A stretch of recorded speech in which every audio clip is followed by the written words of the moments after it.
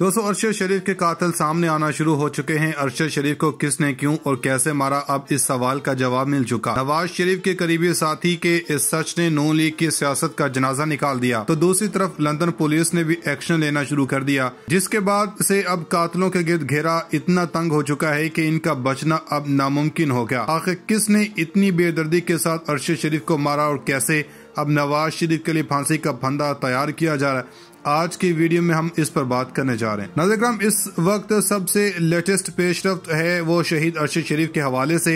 हमने आपको बताया था कि इंसानी हकूक कमीशन कीनिया ने भी कह दिया कि ये पूरे मंसूबे के तहत हुआ है, ये मिस्टेकन आइडेंटिटी का केस नहीं है। पाकिस्तान की तरफ से भी कहा गया था कि ये ऐसा ही है, मगर अब राना सनाउल्लाह समेत सब कह रहे हैं कि ये टारगेट किलिंग है। लेकिन आज सबसे बड़ी पेशरफ्त है, हम बार बार कहते रहे हैं कि नाहक खून कभी छुपता नहीं है, हक की आवाज़ सबके सामने आती है, क्योंकि ये जान खुदा ने तख्लीक की होती है। जब कोई इंसान इस जान को लेता है तो इसको जवाब भी देना होता है। ये बहुत सारे केसेस में हमने देखा, बिल्कुल ऐसे सूरत-ए-हाल अरशद शरीफ के मामले में भी हुई। अरशद शरीफ की शहादत के बाद हम वो लोग मिले जिनका सियासत से कोई ताल्लुक नहीं था, जिनका किसी भी सियासी जमात से कोई ताल्लुक नहीं था, लेकिन वो उदास थे। लेकिन आज जो असल बात है, जिसका डर था वही हुआ। हम नहीं कह रहे आज नवाज शरीफ के घर से अरशद शरीफ का कातिल पकड़ा गया, ये हमारे अल्फाज नहीं है, ये कोई हम ट्विस्ट नहीं मार रहे, हम वो सबूत दिखाने और सुनाने लगे हैं। मीटिंग्स नवाज शरीफ और हुसैन नवाज के दफ्तर में हुई और इन मीटिंग्स में नवाज शरीफ मौजूद थे। 8 जुलाई, 20 सितंबर और तीसरी 29 अक्टूबर को हुई। और अफसोसनाक बात है कि लंदन में ये सारा कुछ हुआ, लेकिन लंदन की पुलिस भी इन्वॉल्व हुई है। इसका एजेंडा सिर्फ ये नहीं था कि आप सिर्फ और सिर्फ अरशद शरीफ की जान लेना चाहते थे, कि आप कहें कि आखिर 29 अक्टूबर को मुलाकात करने की जरूरत नहीं थी। इनका टारगेट अरशद शरीफ ही नहीं बल्कि इमरान खान की जान लेना भी इसके अंदर शामिल था।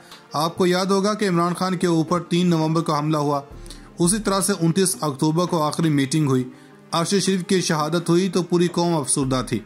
लेकिन शरीफ खानदान दिवाली का केक काट रहा था और इसके बाद मरियम नवाज शरीफ ताने देती नजर आ रही थी इस तरह की डेड बॉडी वापस भेजने के मामलात को लेकर। लेकिन आप हैरान होंगे, अब ये सारी गेम मीटिंग हुई, इसका 1 पॉइंट एजेंडा था कि आर्मी चीफ की तैनाती से पहले इमरान खान और अरशद शरीफ को एलिमिनेट करना है, और ये सारी प्लानिंग हुई।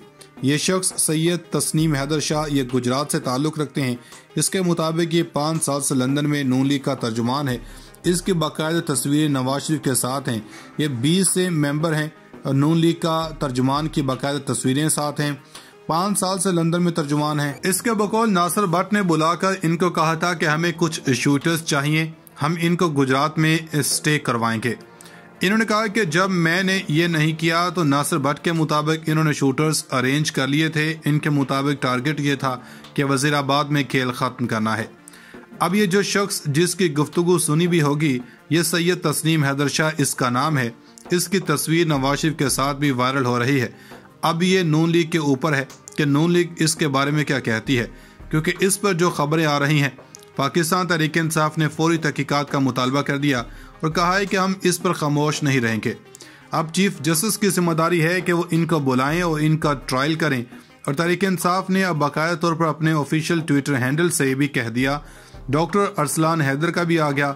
इसका मतलब ये है कि अब ये मामला थोड़ा सा आगे चलता हुआ नजर आ रहा है। अब देखना यह है कि आखिर वो कहते थे कि इसका फायदा किसको हुआ, मगर हमें ये नहीं देखना, हमें ये देखना है कि कौन रास्ते से हटाना चाहता था, प्लानिंग कहाँ हुई, किसके दौर में अरशद शरीफ पर FIR हुई।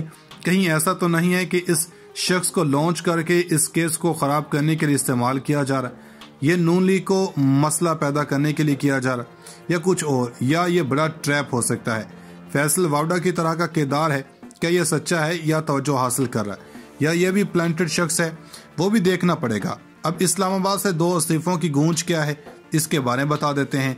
हमने खबर दी थी कि सेनेट चेयरमैन और डिप्टी चेयरमैन के इस्तीफों की गूंज सुनाई दे रही है, क्योंकि इनके खिलाफ अदम एतमाद आने वाली है।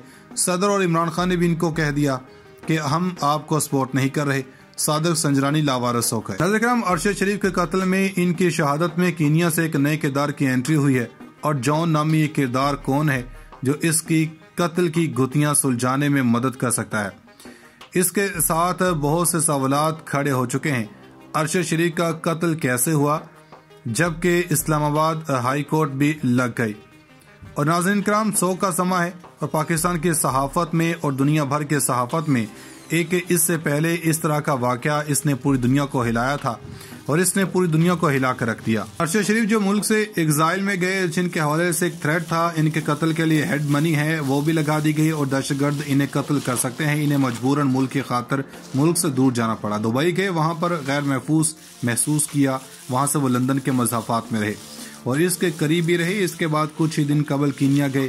کینیا افریقہ کے ایک ملک ہے جو جہاں پر قانون نہیں ہے، وہاں ہمارے ملک جیسا ہی نظام ہے، اندھیر نگری اور چوپڑ راج ہے۔